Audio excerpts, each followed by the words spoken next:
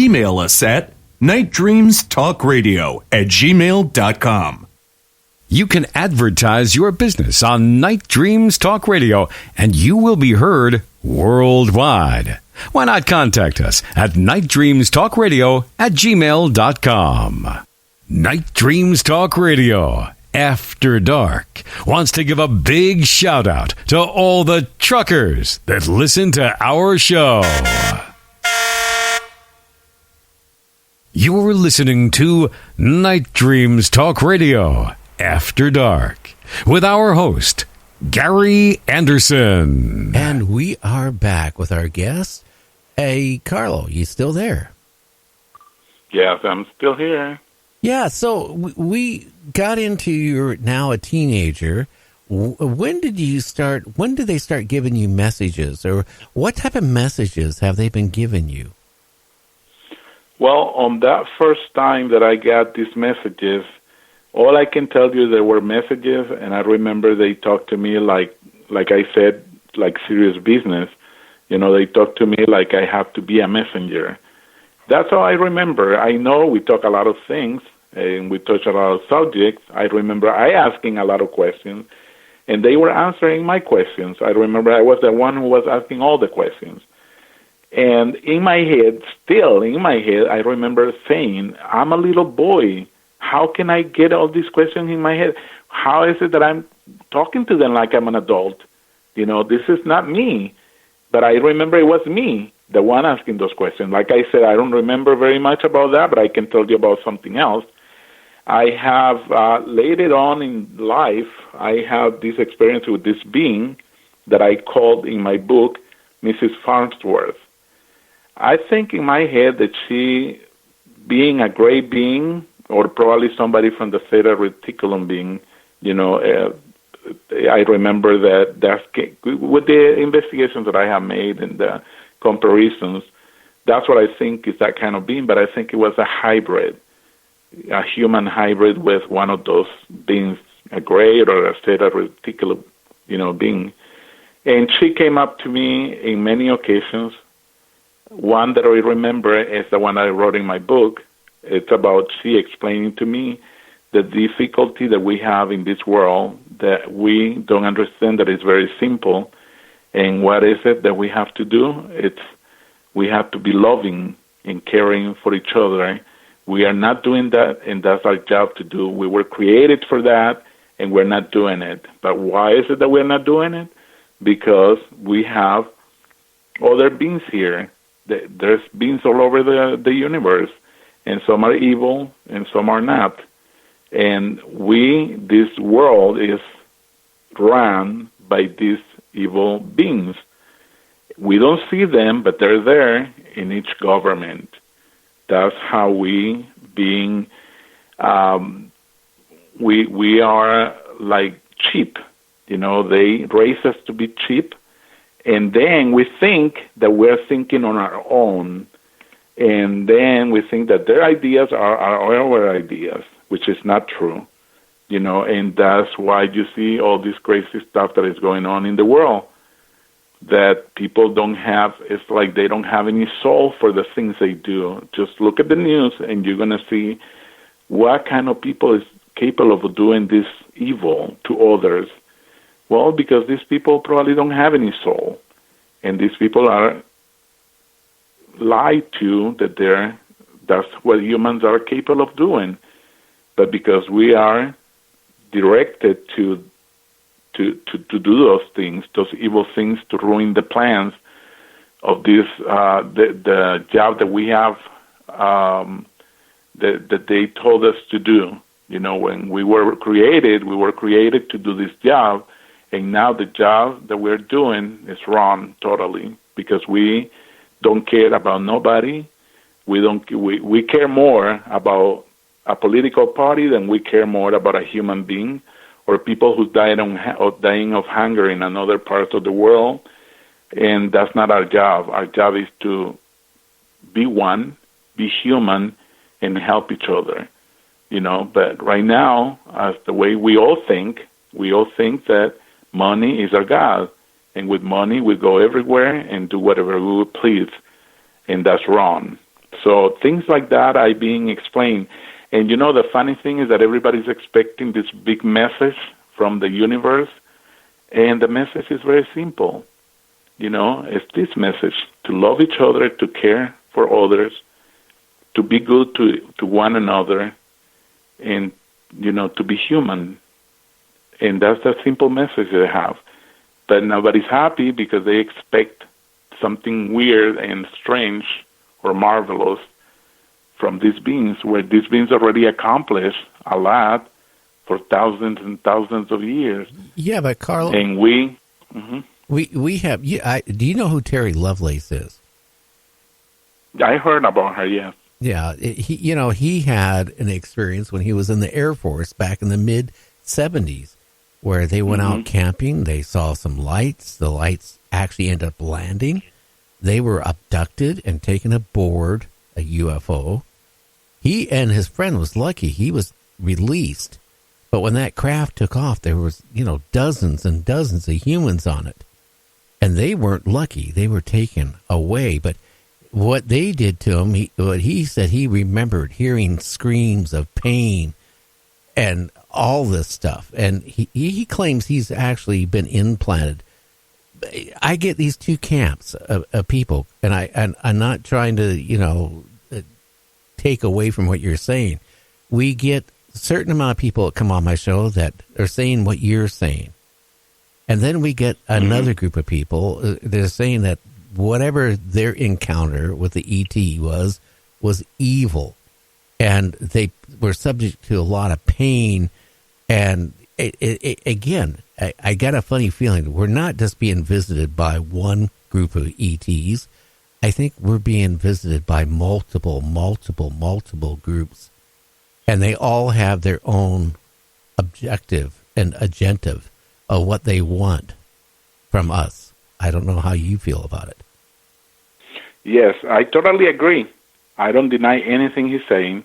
But what my experiences has been my experiences. But I also have bad experiences too. I haven't told you about them. I have experiences where they also tell me it's not going to hurt. And all of a sudden, the first time I remember that word all the time. It's not going to hurt. So it's like brainwashing you that it's something they're going to do to you is not going to hurt. Now, the time I opened my eyes and I was totally aware, I was already separated from my wife in Florida, and I saw, when I heard the word, it's not going to hurt, I opened my eyes immediately. What I saw was, out of the air conditioning grill, I saw a black drop, like mercury, coming out of the grill. And it didn't fall, it just hung there. And suddenly that ball of mercury turned into a spider, a big spider, and the spider walked on the wall, and I can hear the click, click, click of the little legs. It was a metal spider. She pulls herself on the side of my neck, and she injected me with something. I felt the liquid going into my body. That was really cold, and then it warmed up my body, the whole body. All of a sudden, I appear somewhere else. And that's when I have an encounter with with those grays that you're talking about. It's like I saw people too. I saw people there screaming and everything. I remember that I didn't scream. I know that the bite from the spider or the injection, it hurt like hell. Like it was a burning sensation after she injected me. And but then I had this experience about seeing these beings. They were the ugliest beings. They didn't look like the ones I'm telling you. They were similar, but they didn't look like these other ones. And they were checking on me, like I was hearing you earlier on the show, talking about what if they already have they don't need to take DNA every time they capture a human being. What do they do it? I had no idea, but they did it to me also, and I saw them talking. I didn't understand their conversation or their language. They were talking in their natural language, and they were not as developed as the ones that I told you about. I think these ones are like clones, and these ones are only for one purpose only, and I don't know, they checked us for some reason. I have no idea, but I remember waking up in the middle of their process, and it was really scary. That was one of my scariest experiences that I ever had. So I don't disagree. Remember, there are all kinds of races and all kinds of aliens. This universe is plagued with life. So we don't know who are this and who are not or that. But another experience that I had was a giant being that I never saw because he told me not to see him. So I was in this huge craft. It's in my book. It's the first story of my book. This craft outside of the atmosphere of the Earth, and he told me to look over the Earth. I'm looking at the Earth, and I see thousands and thousands and thousands of spaceships coming into Earth. And he told me, I was really scared. I remember I started trembling. It was really scary because I know it was evil. And he said to me, don't worry about it. That's why we're here. We're watching and we're, guarding the Earth. So I had peace in my heart at that moment. And that was one of my other experiences. Like I said, I have hundreds of experiences, and each one is completely different than the other. They relate, of course, because the message is, we're watching you, we're here with you, and our job is to watch what's going on, and we're not going to allow this to happen. So, now, that's another one of my experiences. Now, I noticed that you got to meet Whitley, and, Whitley was on our show last night. Yeah, I saw the show. Yeah. And I'd tell you, Art, well, he was a good friend of Art Bell. I was a friend of Art Bell. And, we started off talking about the Superstorm, and then we went into about his newest book, A New World. Now, he has changed over the years of what he feels happened to him. With the ETs, were they actually now? He's wondering if they're ETs or something supernatural. But he's actually figured out how that implant, it's figured out how to make the implant work for him to where they can communicate with each other. And I found that so very interesting. Have you felt that do you have an implant or do you feel you have one? I do feel I have implants in me, but I have a lot of body scans, total body scans in my body, and they said I don't have anything, that they don't show any abnormalities. Of course, I didn't do it for the implant. I did it for health reasons, but they didn't find anything. They're supposed to have found something weird in there, but they haven't found anything. But I have the ability to communicate with them, at will sometimes, but not all the time. And they communicate with me a lot. And actually, the reason I decided to write my book was because of Whitley Strieber, his communion book. When I saw the creature on the top of the book, that's the same beings that I saw when I was little. Those beings is the same image.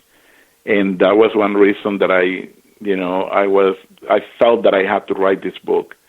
My experiences are unlike his experiences, but at least, he is the one who came out first with the story about his abductions. Now he's changing the story, like you said. But also I have the same things with me. I have a lot of spiritual experiences, and sometimes I don't know if I'm having these spiritual experiences myself with this, like I told you, these good beings and also evil beings, because to me everything is related. It's spiritual and it's also physical, but it has a lot to do with the spiritual world. What happened is the humans, we haven't reached that state because of the way we behave with our own kind and with the little creatures that depend on us, like cats and dogs and whatever and whatnot. We haven't got to that point where we can be more spiritual than physical, and that's the reason probably we have that confusion. Well, we are warlike creatures. Let's face it.